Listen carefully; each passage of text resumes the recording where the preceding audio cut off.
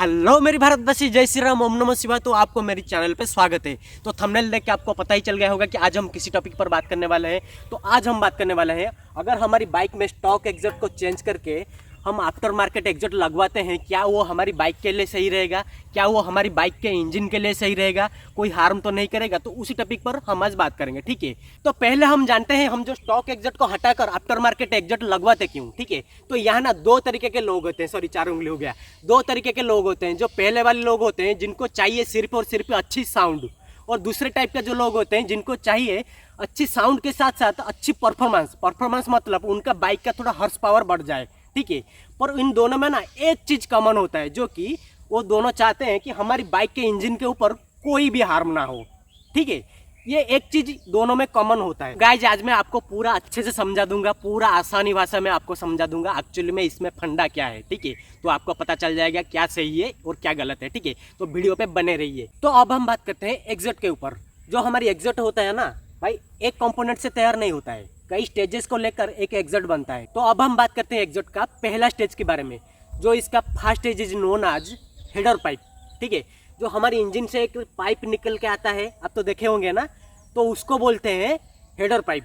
और header pipe depend करता है आपकी बाइक कितना सिलेंडर की है। ये मेरा सिंगल सिलेंडर बाइक है, तो इसमें एक हेडर पाइप इंजन से निकल के आया है। अगर ये डुअल सिलेंडर होता तो 2 हेडर पाइप, अगर ट्रिपल सिलेंडर होता तो 3 हेडर पाइप, अगर 4 सिलेंडर होता, जो हमारी जो निंजा ZX 10R वगैरह में, वो तो सब में देखे होंगे, वो 4 सिलेंडर बाइक है, तो इसमें से 4 हेडर पाइप निकल के आता है। पर ये मेरा सिंगल सिलेंडर बाइक है, तो इसमें एक हेडर पाइप निकल के आया है इंजन से, ठीक है। तो अब हम एग्जॉस्ट का सेकंड स्टेज के बारे में बात करते हैं। तो एग्जॉस्ट का second stage is known as collector, ठीक है। जो एक बल्कि जैसा दिख रहा होगा, साइलेंसर में आप तो देखे होंगे, एक बल्कि जैसा, मैं आपको फोटो भी स्क्रीन में लगा दूंगा, आप देख लोगे, ठीक है। तो उसको बोलते हैं कलेक्टर, जो हमारे सारे हेडर पाइप आके कलेक्टर में कनेक्ट होता है, ठीक है। तो ये तो मेरा सिंगल सिलेंडर बाइक है, तो इसमें एक हेडर पाइप आके कलेक्टर में कनेक्ट हुआ है। तो इसका सेकंड स्टेज यानी कि कलेक्टर के बाद जो थर्ड स्टेज आता है उसका नाम है मिडिल पाइप। उसके बाद फोर्थ स्टेज जो हमारे लास्ट स्टेज होता है मफलर, इसका नाम है मफलर, ठीक है।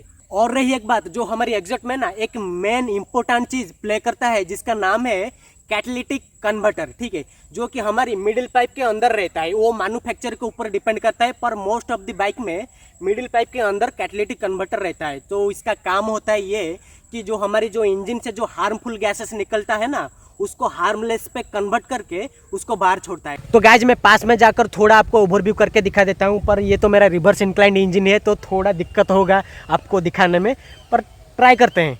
तो जैसे कि मैं बोल रहा था, इंजन से निकल कर आया होगा हेडर पाइप, ये देखो, जो इंजन से जो नॉट बोल्ट लगा हुआ है, तो यहाँ से निकल कर मेरा हेडर पाइप यहीं पर ख़त्म हुआ है, ठीक है। जो कि इसका है फर्स्ट स्टेज। उसके बाद इसका जो सेकंड स्टेज कलेक्टर, जो कि मेरा थोड़ा बल्कि है, इतना ज़्यादा भी बल्कि नहीं है, पर कई बाइकों में जो कलेक्टर बहुत ज़्यादा बल्कि होता है। तो इसका जो सेकंड स्टेज यहाँ से शुरू होकर यहीं पर ख़त्म हुआ है, ठीक है, यहीं पर ख़त्म हुआ है, ठीक है।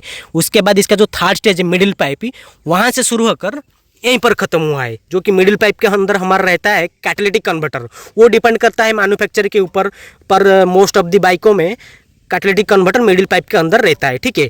उसके बाद इसका जो फोर्थ स्टेज आता है मफलर। तो गाइज अब हमको एग्जॉस्ट के बारे में सारे सब कुछ पता चल गया, ठीक है। तो फाइनली हम अब मेन क्वेश्चन के ऊपर आते हैं, जो कि हमारा एग्जॉस्ट चेंज करने से इंजन के ऊपर कोई इफेक्ट पड़ेगा या नहीं, ठीक है। तो मैं भाई आसानी से समझा देता हूँ। अगर आपको सिर्फ और सिर्फ साउंड चाहिए ना, तो आप एक काम कीजिए, इस मफलर को हटा दीजिए, आफ्टर मार्केट मफलर लगवा सकते हो, ठीक है। सिर्फ इस मफलर को, क्योंकि इस मफलर को हटाने से आपकी इंजन के ऊपर कोई भी इफेक्ट नहीं पड़ेगा, ठीक है। और जो दूसरे टाइप का लोग होते हैं, जिनको अच्छी साउंड के साथ साथ अच्छी परफॉर्मेंस भी चाहिए, परफॉर्मेंस की मतलब इनका बाइक का थोड़ा पिकअप बढ़ जाए, पावर थोड़ा बढ़ जाए, तो वो क्या कर सकते हैं, फुल सिस्टम एग्जॉस्ट लगवा सकते हैं। फुल सिस्टम एग्जॉस्ट मतलब हमारा जो हेडर पाइप, मिडिल पाइप, जो कैटालिटिक कन्वर्टर, ये सारे रिमूव होगा, ठीक है।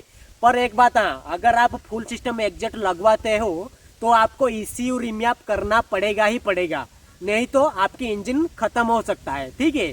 अगर आप फुल सिस्टम एग्जॉस्ट लगवाते हो, अच्छी साउंड निकलेगा, आपका जो हॉर्स पावर थोड़ा बढ़ जाएगा, पर हाँ आपको ECU रिमैप करना जरूरी है, नहीं तो आपकी इंजन खत्म हो जाएगा, ठीक है।